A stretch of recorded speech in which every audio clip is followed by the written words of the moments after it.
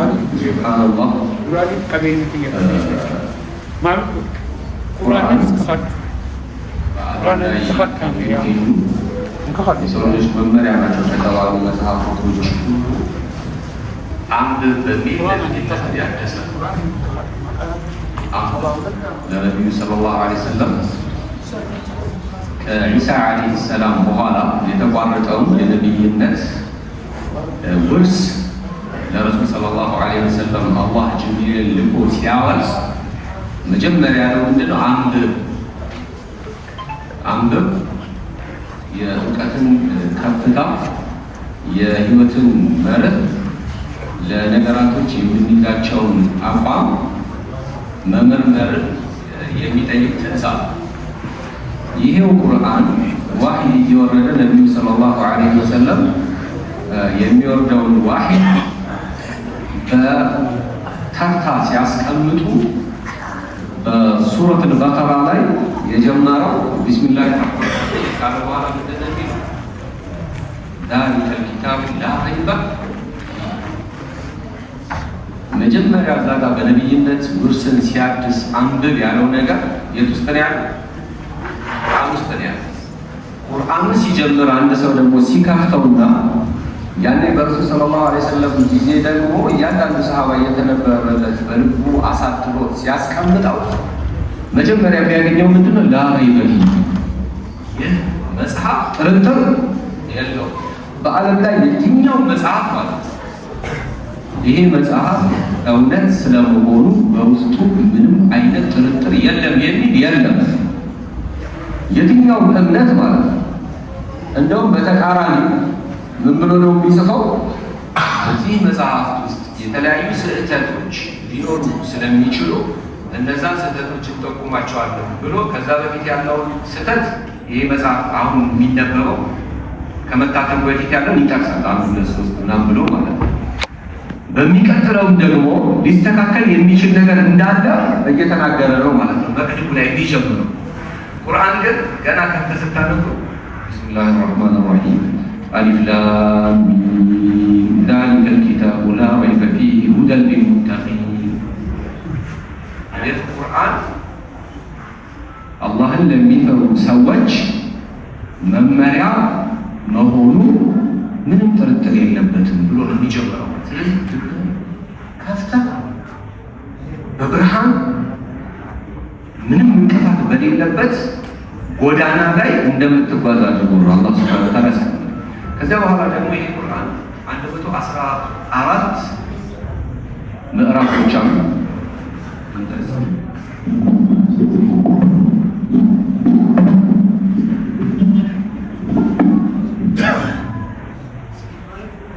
አንድ 114 ምዕራፎች አሉት። የተሻለ ነው። በ30 ምዕራፍ የተከፋፈለ ነው። ግን ይሄ ሁሉ የሚያስቸግር እንዳልሆነ አላህ ሱብሓነሁ ወተዓላ ሲናገር ምን ይላል? ወለቀድ የሰርና አልቁርአነ ሊዚክሪ ፈሀል ሚን ሙደኪር። በእርግጥ ቁርአንን ለተግሳጽ ለሰዎች ምክር አቅጣጫ ጠቋሚ ጀነትን የሚያመላክት ከጀሃነም የሚያርቅ በዱንያ ደግሞ መረጋጋትና ስኬትን የሚያጎናጽፍ አድርገን አግብተነዋል። ግልጽ ነው። ገር ነው። ወደ ቁርአኑ መቅረብ የፈለገ ሰው ቁርአኑ ጥርጥር የሌለበት ገር የዱንያንም የአኺራንም ስኬት ደግሞ የሚያጎናጽፍ ሆኖ ያገኘዋል ብሏል አላህ ሱብሓነሁ ወተዓላ። ከዚያ በኋላ ደግሞ 114 ሱራ ሱብሓነሁ 30 የሚሆን ጁዝ ሆኖ ይህ ሁሉን መገንዘብ የሰው ልጅ የአእምሮ መጠን ይለያያል። ሁሉም እኩል አለ። በጣም ለምሳሌ በአእምሮ ምጥቀት፣ በእውቀት ጥልቅ፣ በጥበብ የተካኑ ከሰዎች እነማን ናቸው? ነቢያቶች ናቸው። ከነቢይነት ማዕረግ የበለጠ ማዕረግ የለም። አለ። ከነቢይነት የበለጠ ስልጣን የለም። ከነቢይነት የበለጠ የእውቀት መጨረሻ የለም። ነቢይነት በዚህ በዱንያ ላይ የሰው ልጆች የሚያልቁት፣ የሚያከብሩት፣ የሚወዱት ትልቅ ነገር ካለ ነቢይነት። ከነቢይነት ሌላ ምንም ነገር የለም። ከዚያ በኋላ የነቢያቶች ባልደረቦች ከሳቸው ከነቢያቶች ቀጥታ እውቀቱን የወሰዱት ሰዎች የበለጡ ናቸው። የእውቀት ደረጃ በዚያው ልክ እየቀነሰ የሚመጣበት ደረጃ ነው ማለት ነው። ይህ ሁሉ ሆኖ ሰው እንዳይቸገር አላህ ሱብሓነሁ ወተዓላ ይህንን በዝርዝር ያስቀመጠው ቁርአን ጠቅለል አድርጎ ደግሞ በአንድ ሱራ ውስጥ አስቀመጠ፣ በሰባት አንቀጽ። የቁርአንን አጠቃላይ መልእክት በአንድ ሱራ ውስጥ በሰባት አንቀጾች ውስጥ አስቀመጠ። በምን ውስጥ ያስቀመጠው? ሱረት አልፋቲሃ ሱረት አልፋቲሃ ውስጥ አስቀመጠ። የሁሉም የቁርአን መልእክት የት ይገኛል? ሱረት አልፋቲሃ ውስጥ ይገኛል። የሁሉም የቁርአን መልእክት ሱረት አልፋቲሃ ውስጥ። ሱረት አልፋቲሃን ደግሞ ሰው በጣም ባተሌ የሆነ አላህ ሱብሓነሁ ወተዓላ ወደ ጀነት እንዴት በቀላሉ እንደሚገባ አስቀምጦለት ሲያበቃ ሰው ግን በተለያየ ምክንያት ይዘናጋል።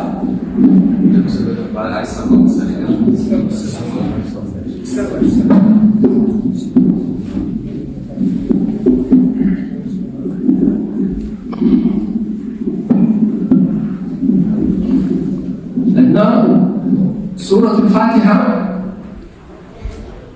አላህ ሱብሓነሁ ወተዓላ ጀነት የሚገባበትን መንገድ ራሱ ጀነትን አዘጋጅቶ ጀነት የሚገቡ ሰዎች ደግሞ ባህሪያቸው አንድ ለሶስት እንዲህ ነው ብሎ ጠቅሶ ሲያበቃ ያንን ባህሪ እንድንላበስ አላህ ሱብሓነሁ ወተዓላ አገልጾልናል። ወዒደት ሊልሙተቂን ብሎ ሙተቆች እነማን ናቸው የሚለው ባህሪያቸውን ነግሮናል። ያንን መስመር በደንብ እንድንይዝ ቁርአንን ማለት ነው ገራ አድርጎ ለቸገረውና የተለያየ አይነት ሁኔታ ውስጥ የገባ ሰው ደግሞ እዛ ባህር ውስጥ ሰምቶ የሚይዘውና የሚጨብጠው እንዳይጠፋው ሙሉ ቁርአን ሱረቱል ፋቲሃ ውስጥ ታገኛለህ ብሎ አስቀምጧል። በዕለት ተዕለት የሰው ልጅ ፍላጎት ውስጥ ደግሞ እንዳይረሳው በቀን ቢያንስ 17 ጊዜ እንዲያስታውሰዋል። ሱረቱል ፋቲሃ በቀን 17 ጊዜ 5 አውቃት ሰላት ስንሰግድ ሱረቱል ፋቲሃ ሳይቀራ ይቀራል። ዙሁር ላይ፣ ዓስር ላይ፣ ሱብሒ ላይ፣ መግሪብ፣ ዒሻ ላይ 17ቱ ረክዓ ሱረቱል ፋቲሃ እንቀራለን። አልሐምዱሊላሂ ረቢል ዓለሚን አርረሕማን አርረሒም እስከ መጨረሻው ድረስ እንቀራለን። ተመልከቱ የቁርአንን ሚስጥር፣ የቁርአንን ተልዕኮ፣ የቁርአንን ዓላማ፣ በቁርአን መልእክት ያለፉ ሰዎች ተምሳሌት፣ ከቁርአን በተቃራኒ የሆኑ ሰዎች ተምሳሌት፣ የቁርአን ሰዎችን አላህ እንዴት እንደሚወድ፣ ከዛ በተቃራኒ የሆኑ ሰዎች እነማን እንደሆኑ፣ እሱ ከሰዎች ምን እንደሚፈልግ፣ ሰዎች አላህን ምን መጠየቅ እንዳለባቸው፣ የተፈጠሩበት ዓላማ ምን እንደሆነ የሚጠቅስ ነው።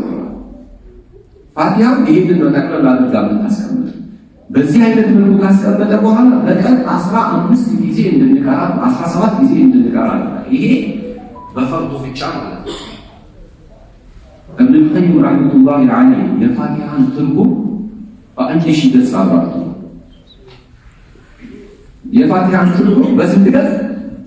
በሶስት ሙጀለድ ኪታብ በአንድ ሺህ ገጽ ፋቲሃን ብቻ ሌላ ምንም ሳይጨምር መዳሪጁ ሳሊኪን በይነ ኢያከ ነዕቡዱ ወኢያከ ነስተዒን የተጓዦች ኬላ አላህን በብቸኝነት እናመልካለንና በአላህ ብቻ እንታገዛለን በሚለው መካከል የሚያርፉበት ኬላ። አንዱ ሰው ከሀገሩ ተነስቶ ከዚህ ተነስቶ የሆነ ቦታ ሊሄድ ፈለገ። የትውልድ ሀገር ሊሆን ይችላል፣ ገጠር ውስጥ ነው የሚያልፍበት ቦታ ኬላዎች አሉ። ብድግ ብሎ ከዚህ እዛ ይደረስ መንገድ አለ፣ ኬላ ወደ አላህ ሱብሓነሁ ወተዓላ በሚደረገው አንተን ብቻ እናመልካለን፣ አንተን ብቻ እንገዛለን በሚለው ጉዞ ውስጥ ብዙ ኬላ 1000 ለዘለዛ የፋቲሃ ትርጉም ብቻ ማለት ነው። ስለዚህ እኛ ሁሉ 17 ጊዜ ቢቀራብ አንድ ቀን ትርጉሙ ሳናሳልፈው ምን ያህል ከባድ እንደሆነ ማለት ነው። አላህ ምን ያህል አዝኖልን ምን ያህል በየጊዜው እንድናስታውስ 17 ጊዜ ሰጥቶን እኛ ደግሞ ትኩረት ያልሰጠን ጉዳይ። ፋቲሃ በጣም ሰፊ የቁርአን መልእክት አጠቃላይ የያዘች ነው። ከስሟ ብቻ እንደተነሳ ፋቲሃ ማለት መክፈቻ ማለት የሁሉ ነገር መክፈቻ ፋቲሃ ነው። የጤና መክፈቻ፣ የሀብት መክፈቻ፣ የጣም ማምረቻ፣ የታመመ ማከሚያ፣ ለእያንዳንዱ ነገር ውስጡ ለተሰበረ ሰው የሚጠግን ምንድነው ፋቲሃ። የሁሉ ነገር መክፈቻ አንድ ስሟ ይሄ። ሌላ ስሟ ደግሞ አሻፊያ። ሻፊያ ማለት ነው ማለት አካሏ፣ ሐኪሟ፣ መድኃኒቷ ማለት ሻፊያ ማለት የልብ ውስዋሳ ያለበት ሰው በምን ይታከማል? በፋቲሃ ይታከማል።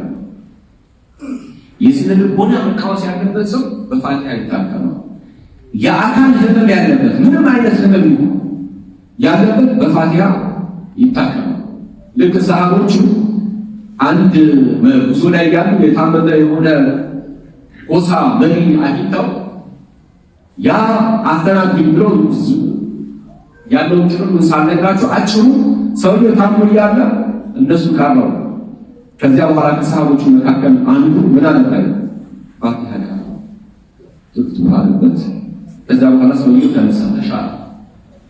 ያንን ለማድረጋቸው የሆነ ስጦታ ሰጥቷቸው ከዛ ነብዩ ሰለላሁ ዐለይሂ ወሰለም ጋር ሄዱ። እኛ እሳቸውን ሳንጠይቅ በፊት የተሰጠን ስጦታ አንጠቀምም ብለው ማለት ነው። ለምን አዲስ ነገር ነው። ስለዚህ እስኪ ፋቲሃውን ቀርተናል፣ ሰውየው ድኗል፣ ይህን ስጦታ ደግሞ ተሰጥቶናል። ከመቀበላችን በፊት ግን የነቢዩ ሰለላሁ ዐለይሂ ወሰለም በዚህ ጉዳይ ላይ ሀሳባቸው ምን ይሆናል የሚለውን ለመጠየቅ ሄዱ ማለት ነው። ሲሄዱ ነቢዩ ሰለላሁ ዐለይሂ ወሰለም ጋር ሲነግሯቸው ረሱል በጣም ደስ አላቸው።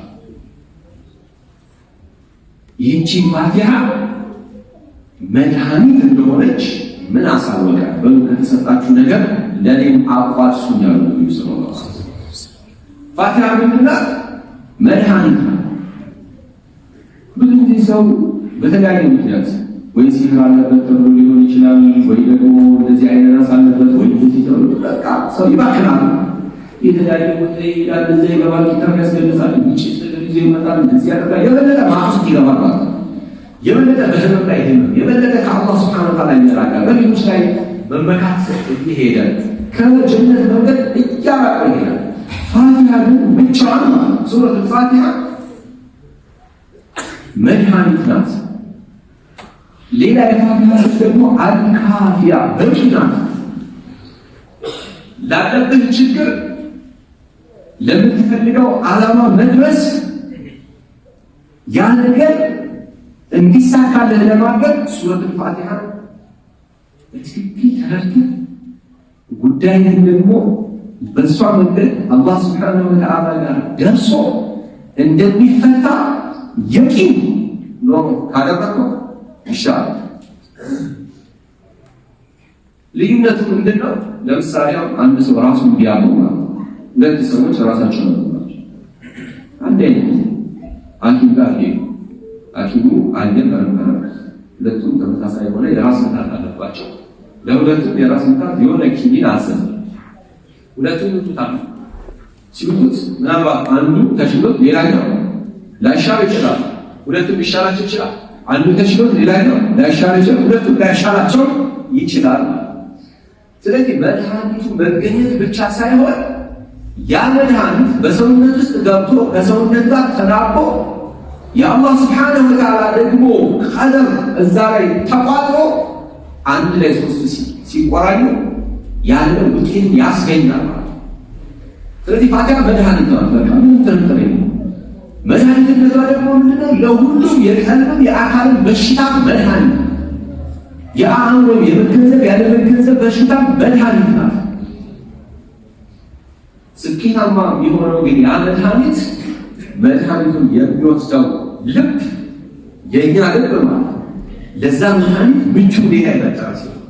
ያ ምቹ ሁኔታ ምንድን ነው? ያቂን ያ ምቹ ሁኔታ ምንድን ነው? እኔ ልቤ ውስጥ ላለው በሽታ ትክክለኛውን መድኃኒት ነው የወሰድኩት።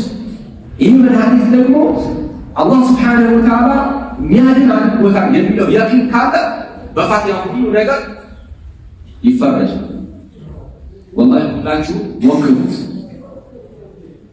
በግል የሞከረ ሰው የበለጠ እየተጠናከረ ነው የሚሄደው ማለት ነው። እኛ ወዲያ እየተማረ ልክ ከፋቲሃ ጋር የተያያዙ ዳዕዋዎችን ታክሲዎችን መሻይኾች እዛ ወዲያው ከነገሩ በኋላ ያኔ የልጅነት ጊዜና የተለያዩ የሆኑ ችግሮች ቢኖሩትም ኢማንን እኮ ሰንጾ ገብቶ ጠንካራ ለመሆኑ ከፍተኛ አስተዋጽኦ ያደርጋል።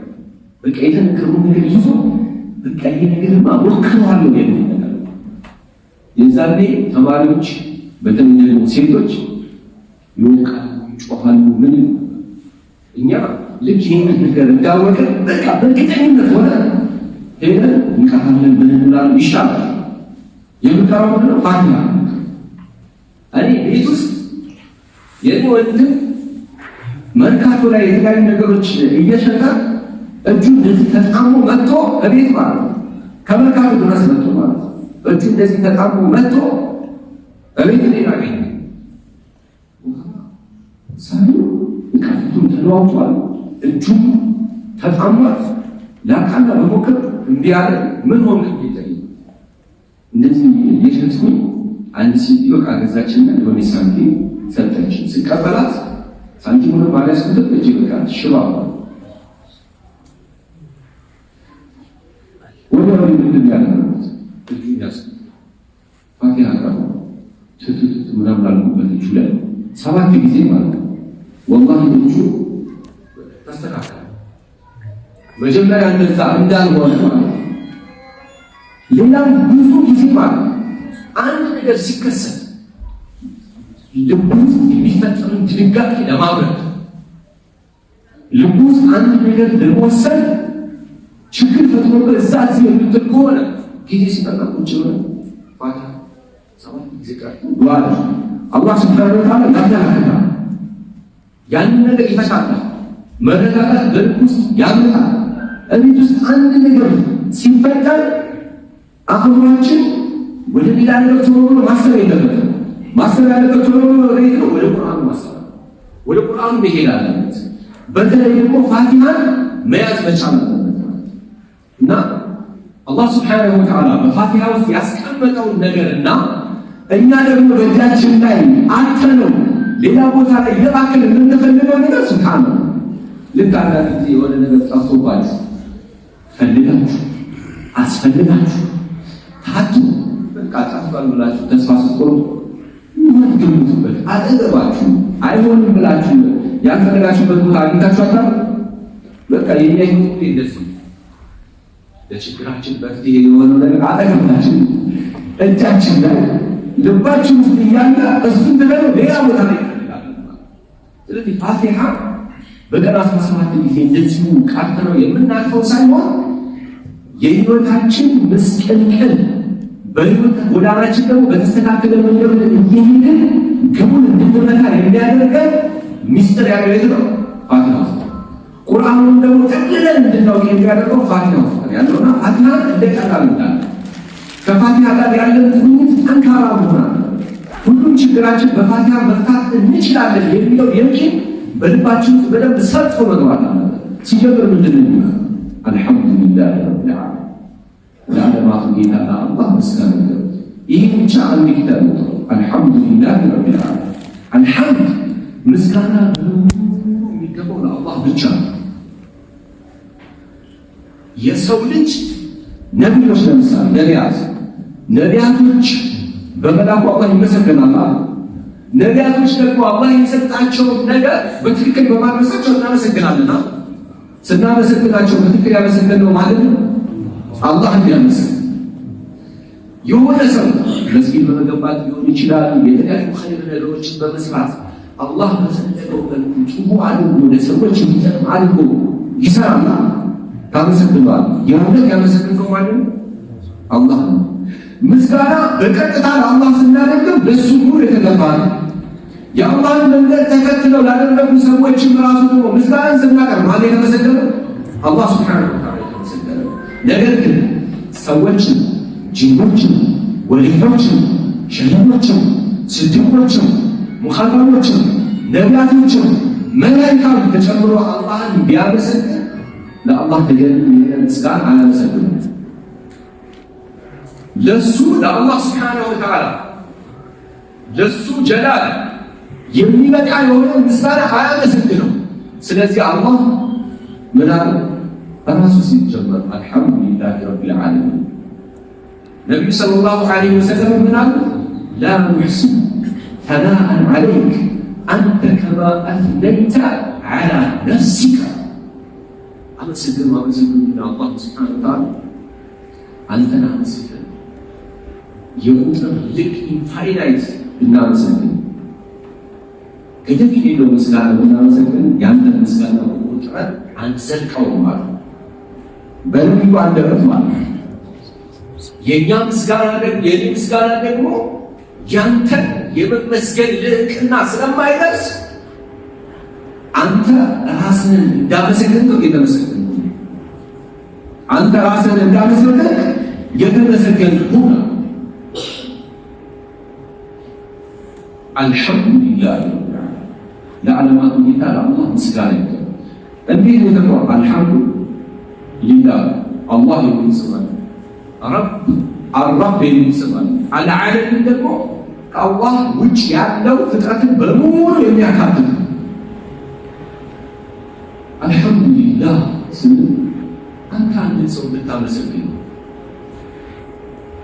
ለመፈራቱ ለታላቅነቱ ለምኑ ከሆነ ከሁሉ በላይ ሊመለክ ሊፈራ ሊገዙት ሊጓደቁለት የሚገባ ማለት አላህ ነው። ስለዚህ አልሐምዱሊላህ ማለት ነው።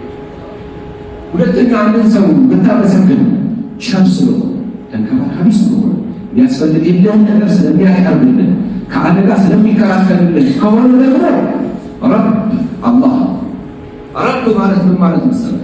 ረብ ማለት የሚፈጥር ፈጥሮ ሲያበቃ ደግሞ የሚንከባከብ ከዚያ በኋላ ደግሞ እየተንከባከበ ያለው ሰው ሲያጠፋ እንክብካቤውን የማያጎድል ጸጋዎችን በሙሉ ሁሉ ጊዜ የሚያሟላ ማለት ነው። ረብ የፈጠረ ለፍጥረቱ የሚያስፈልጋቸውን ነገር ያሟላ የተንከባከባቸው ተንከባክቧቸው ሲያበቃ ደግሞ እነሱ ሲያጎሉ እንክብካቤውን የማይቀንስ ሁሉ ጊዜ። ለዚህ እኮ ነው በምድር ላይ ሙስሊም ቢሆን ሙስሊም የማይሆን የሚበላው የሚጠጣው የሚተነፍሰው ሁሉም ነገር በኩል አላህ ሱብሓነሁ ወተዓላ ሰጥቷል። ይህ የአላህ ሱብሓነሁ ወተዓላ ረብነት ያሳያል። ለዚህ ከሆነ ሰውን የምታመሰግነው ቁል አልሐምዱሊላህ ረቢል ዓለሚን። ስለዚህ አልሐምዱሊላህ ረቢል ዓለሚን ማለት በብቸኝነት የሚመለክ የፈጠረ የተንከባከበ የሁሉ አምላክና ፈጣሪ ለሆነው ለአላህ ሱብሓነሁ ወተዓላ ምስጋና ይገባው የሚለው። ከዚያ ቀጥሎ ደግሞ ይላል አርረሕማን አርረሒም። የምታመሰግነው አካል አዛኝ ስለሆነ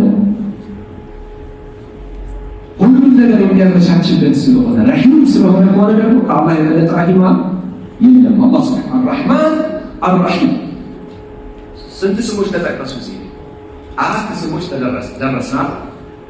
አላህ፣ አረብ፣ አርረሕማን፣ አርረሒም። አርረሕማን ማለት ረሕማን ዱንያ ወልአኺራ የፈጠረው ፍጥረት በሙሉ ወፍ በለው እጽዋት በለው ግዑዝ አካል ሰው በለው መላእክት በለው ጂን በለው የካደው ያምነው ለዛ ሁሉ የሚምር ማለት ነው። ለዛ ሁሉ የሚያዝን ማለት ነው። አርረሒም ማለት ደግሞ ለሙእሚኖች የተለየ የሆነ እዝነት ያለው ማለት ነው። ለሙእሚኖች ምን አለው? የተለየ የሆነ እዝነት አለው። ሌላው ሰው ሙስና መስጠት፣ ማብላት፣ ማጠጣት በጣም የሆነ ህይወት እንዲኖር ማድረግ አላህ ሌላ ራሱን የቻለ ሱና ከውንያ ዘርግቷል። ያንን ያሟላ ሰው ካፊር ምን ይሰጣል? እቺን ዲን ግን የሱ መخصوص የሆነች ረህመት የደረሳቸው ሰዎች ናቸው የሚያገኙት። ለዚህ ነው ነብዩላህ ኢብራሂም አለይሂ ሰላም ዱዓ ሲያደርጉና ያ አላህ ነብይነትን ትልቅ ማዕረግን ጠየቁና ለዙሪያዎቻቸው ሲጠይቁ አላህ ምን አላቸው? ከነሱ መካከል ላመኑት ነው የምሰጠው አለ። ላመኑት ልባቸው ውስጥ አላህ ሱብሓነሁ ወተዓላ የቂን የሆነ ኢማንን ዳየው ብሎ ገደበባቸው።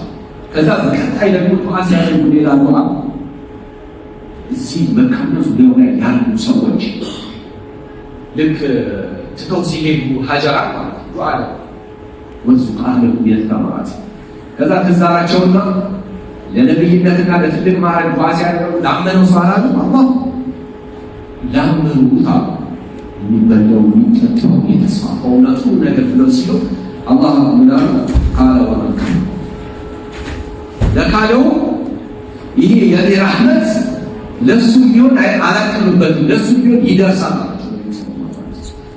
አርረህማን ማለት ሁሉንም የሚምር ለሁሉም የሚያዝን ማለት። አርረሂም ማለት ደግሞ ለሙእሚኖች ልዩ የሆነ አዘኔታ ያለው ማለት። በጣም የሚገርማቸው አርረህማን የሚለው ስም ረሂም ከሚለው አሁን ሰፊ እዝነትን ያሳያል። ሰፊ እዝነትን ያሳያል። አላህ ሱብሓነሁ ወተዓላ በቁርአን ውስጥ 7 ጊዜ አርረህማን ዐለል ዐርሽ ኢስተዋ፣ አንድ ቦታ እንኳን አርረሂም ዐለል ዐርሽ ኢስተዋ፣ አላሁ ዐለል ዐርሽ ኢስተዋ፣ አልመሊኩ ዐለል ዐርሽ ኢስተዋ፣ አርረህማን ዐለል ዐርሽ ኢስተዋ። አያችሁ ረህማን የሚለው አርረህማን የሚለው ፍጥረቱን በሙሉ ያካበበ እዝነት ነው። ረሂም የሚለው አርረህማን የሚለው ተራራውን በለው፣ ጂኑን በለው፣ ሸይጣኑን በለው፣ መላኢካ በለው፣ ያለ የሚፈሰው የደረቀው ሁሉ የቆመው በማን ረህመት? በአላህ ረህመት።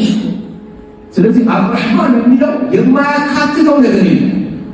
ውስጡ ደግሞ ልስላሴ፣ ውስጡ ፍቅር፣ ውስጡ ሁሉን ነገር ለፈጠረው ነገር ማሟላት፣ የፈጠረውን ነገር ቀጥተኛውን ነገር መምራት አለ በውስጡ። ከዛ በኋላ ስለ አርሽ ሲናገር አርሽ ደግሞ አርሽ ከዚህ ጋር የሚመሳሰለው ነው።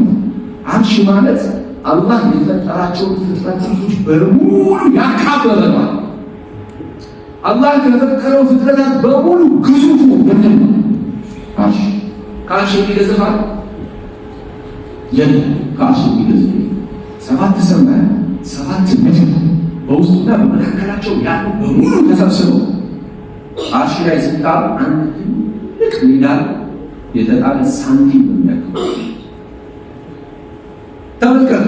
አርረህማን የሚለው በእዝነት በእንክብካቤ በፍቅር መመሪያ በመስጠት ዓለም ላይ ያሉ ፍጥረታቶችን ያካበበ የአላህ ስም ነው።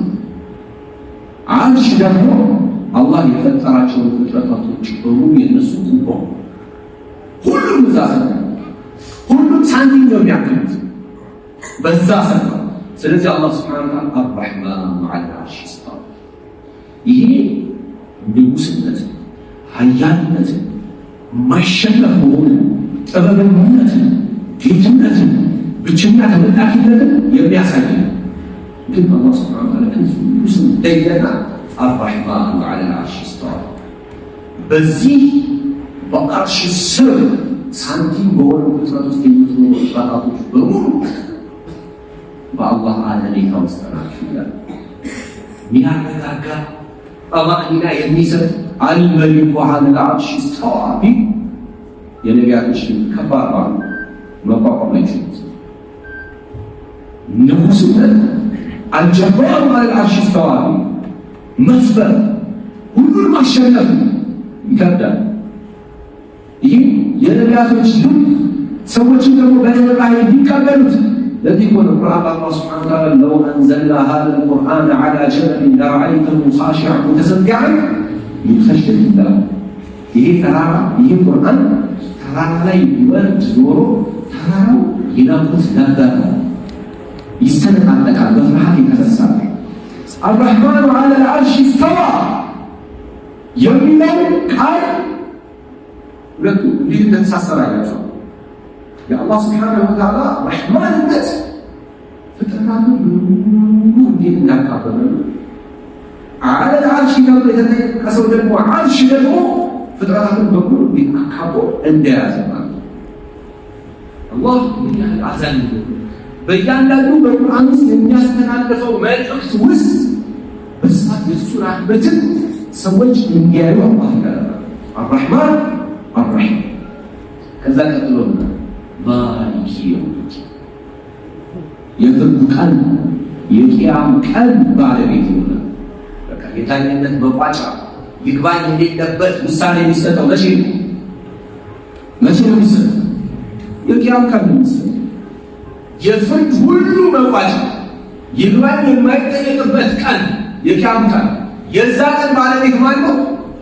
አላህ ሱብሓነሁ ማሊኪ የውሚዲን የየውሚዲን የፍርዱ ቀን ዳኛ ንጉስ ፈራጅ ማለት አላህ ሱብሓነሁ ዛሬ የሚያረግ ብዙ መሻወሮች ሊኖሩ ይችላል። አላህ ሱብሓነሁ ወተዓላ ፊት ግን ሰዎች ሲቀርቡ ዳኝነቱን የሚሰጠው ማን ነው? አላህ። በዱንያ ላይ የተበደለ ፍትህ የተዛባበት በብቻት የተለያየ አይነት ነገር ተጠቅሞ ሰዎችን ያጭበረበረ ጉልበታቸውን የቀማ ነፃነታቸውን ያገተ የበላይነት በራሱ ላይ ያንጸባረቀ ሰው አላህ ፊት የዛን ቀን የፍርዱ ቀን ባለቤት ማን ነው? አላህ ሱብሓነሁ ወተዓላ ማሊኪ የውሚዲን አልመሊክ መሊክ ማለት አላህ ሱብሓነሁ ወተዓላ የዛን ሀብታሙ የሚለየው ያኔ፣ ድሃው የሚለየው ያኔ፣ እውነተኛው የሚለየው ያኔ፣ ውሸታሙ የሚለየው ያኔ፣ ጀግናው የሚለየው ያኔ፣ ፈሪው የሚለየው ያኔ፣ ሙእሚን የሚለየው ያኔ፣ ሙናፊቁ የሚለየው ያኔ። ዱንያ የሚመስል ነገር ካለ ብትሰማ ዱንያ የሚመስል ነገር ካለ አኺራን የሚመስል ሳይሆን እውነት የሆነው ነገር የሚገለጥበት የእውነቱ ለሰራኢ ድብቆች በንጉስ የተቀመጡ ማንም ያላወቃቸውን ነገሮች ክትት አድርጎ አላህ ሱብሓነሁ ወተዓላ የሚያሳይ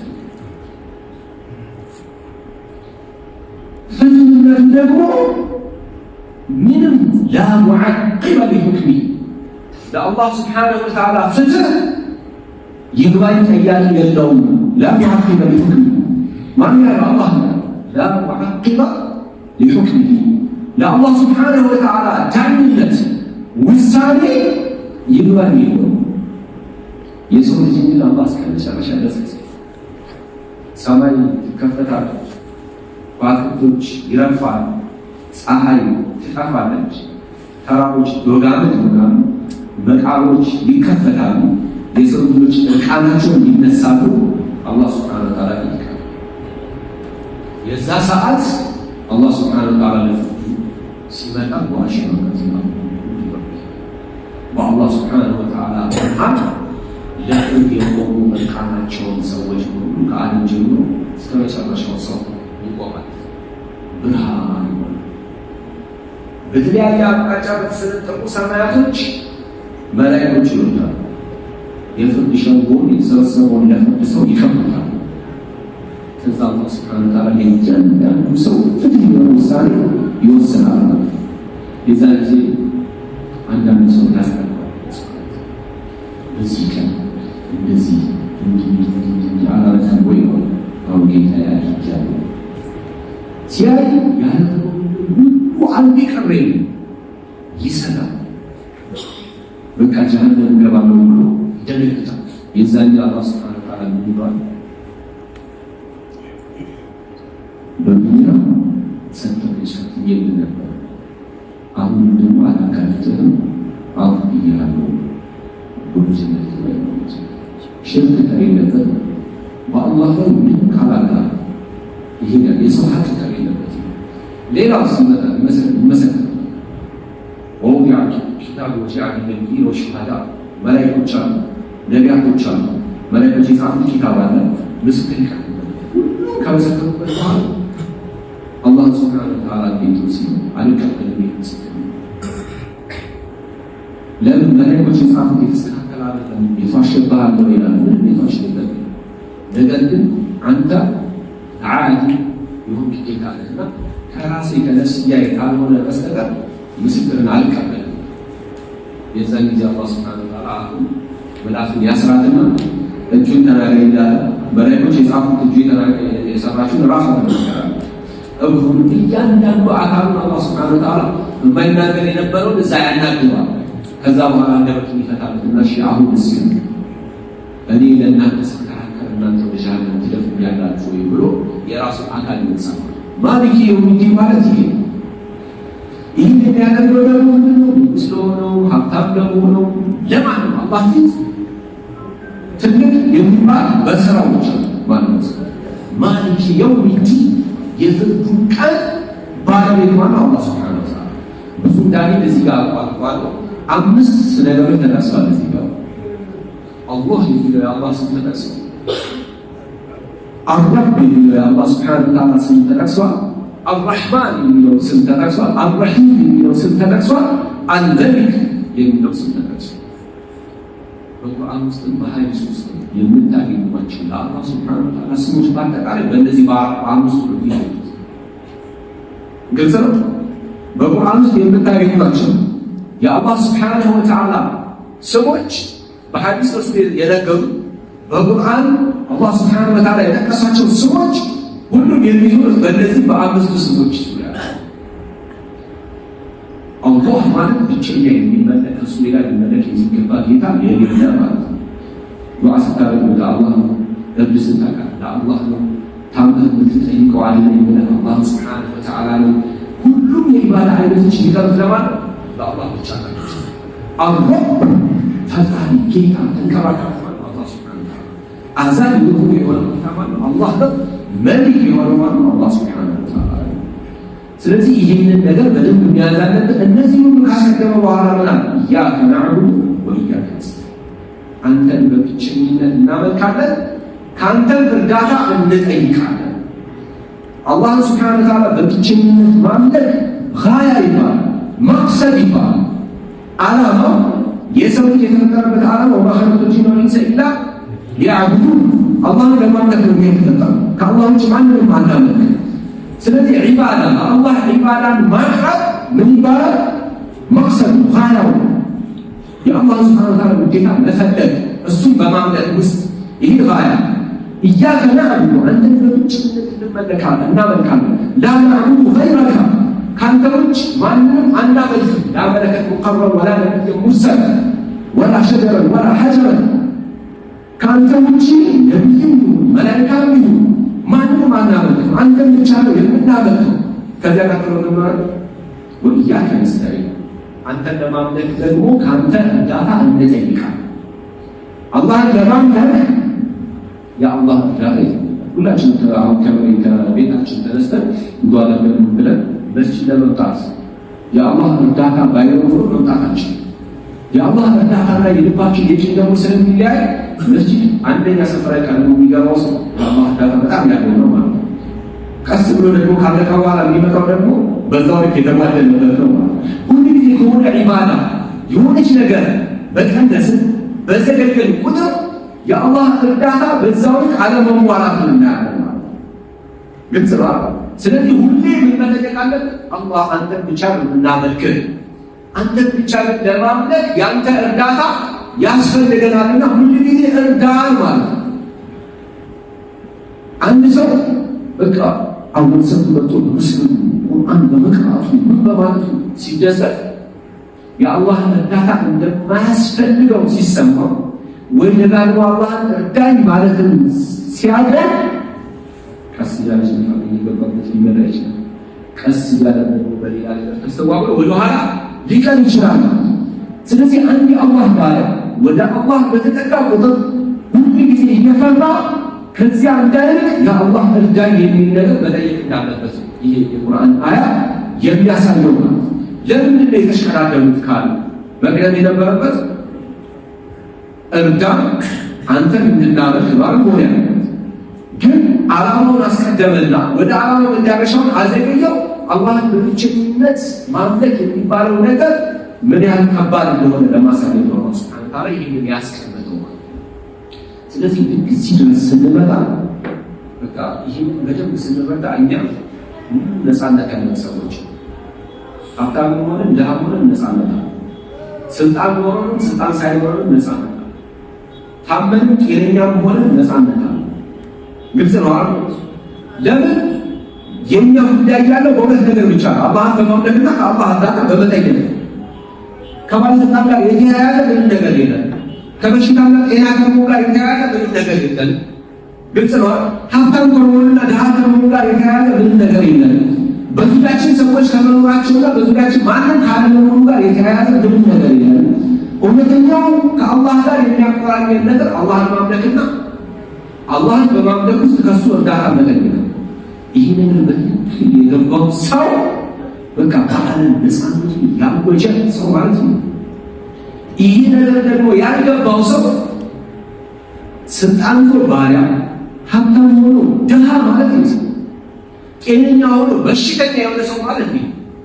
በሚያረጋጋ ነገር ሁሉ የተረበሸ ሰው ማለት ነው። አላህን በትክክል የማያምን ከአላህ ደግሞ ገዛ የማያገኝ የማይፈልግ ይህ ነገር በልብ ውስጥ ጠብ ያላለለት ሰው ያለው ነገር ሁሉ የለውም። ይህ ነገር ግን በልብ ውስጥ ያለውና ከአላህ ሱብሓነሁ ወተዓላ ጋር እሱን በማምለክና እሱን አንተን ለማምለክ አግዘኝ ብሎ በመጠየቅ ውስጥ ሕይወቱን የሚመራ ሰው ግን የሌለው ነገሮች ሁሉ እንዳሉት የልብ ሀብት ይሰጠዋል፣ የልብ መካካትን ይሰጠዋል፣ የልብ ስልጣንን ይሰጠዋል፣ የልብ መረጋጋትን ይሰጠዋል። አላህን የበለጠ ወደ ራሱ ያቀርባል። ስለዚህ ፋቲሃ እነዚህን ነገሮች ሁሉ ጠቅልላ የያዘች ሱራ እና ቀላል ይሆናል። ሁሉ ጊዜ በተለያየ ተጨባጭ ሁኔታ በአማርኛ ስለ ፋቲሃ እና ሸኾች ጋር መስጊድ ተገባ የሚያውቅ ሸኽ ካለ ጠጋ ብሎ ቁርአን ምንድን ነው እስኪ ፋቲሃን እስከ መጨረሻው ድረስ አስረዱ። ፋቲሃን በትክክል መቅራት የማንችል ሰዎች ደግሞ እዚሁ መስጊድ ትልቅ ሰዎች የሚሆኑ አንድ ላይ ሰብሰብ ብለን ፋቲሃን መቅራት ሐርፉን በደንብ ማስተካከል አልሐምዱሊላህ ለዓለሚን እስከ ወለዷሊን ድረስ ሐርፏ ከየት ነው የምትወጣው የምትለዋ በደንብ አድርገን ጠንቅቀን ፋቲሃን በደንብ አድርገን ማለት አለበት መረዳት ይቻላል። አላህ ፊት ስንቆም የተስተካከለ ነገር ለማንበብ ማለት የሆነ ንጉሥ ፊት ብንቀርብና በሱ ቋንቋ ነው የምናወራው፣ ግን የሱ ቋንቋ በደንብ አንችልም እንቸረለቃለና ቋንቋውን ግን በደንብ ችለን እሱ ጋር ብንሄድ የመናገር ችግር የለብንም። በቃ በደንብ እናስረዳዋለን። አሁን የምንቆመው ማን ፊት ነው? አላህ ፊት ነው። አላህ ሱብሓነሁ ወተዓላ ያወረደውን ፋቲሃ እንደምንችለው አላህ በችል ከምንችለው በላይ አስገድማ እሱ እንዲነበብ እንደሚፈልገው አድርገን ለማመን ቁጭ ብለን ከሚለው ኡስታዞች ፋቲሃውን በማለት አለብን መቅራት አለብን። ከዚያ በኋላ ደግሞ ትርጉሙን መረዳት፣ ከዚያ በኋላ ቀጥሎ ደግሞ በህይወታችን ላይ ራሳችን በልጆቻችን በቤታችን ችግር ፋቲሃ መፍትሄ አድርገን ማስቀመጥ መቻል አለብን ማለት ነው። አላህ ሱብሓነሁ ወተዓላ ሱረቱል ፋቲሃ ሁሉ ነገር ማለት ይቻላል ተጠራት አላህ ሱብሓነሁ ወተዓላ ለሱ የሚያደርሱ በሮች ሁሉ ይፈታሉ። የርስቁ በር አላህ ለዓፊያው በር አላህ የስልጣኑ እሱ የሚያስደስት የአላህን ሱብሓነሁ ወተዓላ ውዴታ የሚያስገኘው ልዕልና በር ሁሉ አላህ ሱብሓነሁ ወተዓላ በፊታችን ምን የተዘጋ በር አለ? የተዘጉ በሮች ሁሉ አላህ ከማስተዳደር ወደ ኸይር ነገር የምንቀርብ ሰዎች አላህ ያድርገን። ከመጥፎ ነገር ደግሞ የምንርቅ ሰዎች አላህ ያድርገን። አላህ ሱብሓነሁ ወተዓላ ያወረደልን ቁርአን በፋቲሃ ውስጥ በደንብ ተረድተን አላህ ሱብሓነሁ ወተዓላ እሱ እንደሚፈልገው የምናመልከው እሱም ደግሞ ወደዚያ በሚፈልገው ልክ እንድንደርስ አላህ ሱብሓነሁ ወተዓላ ይርዳን። سبحان ربك رب العزة عما يصفون وسلام على المرسلين والحمد لله رب العالمين. السلام عليكم ورحمة الله.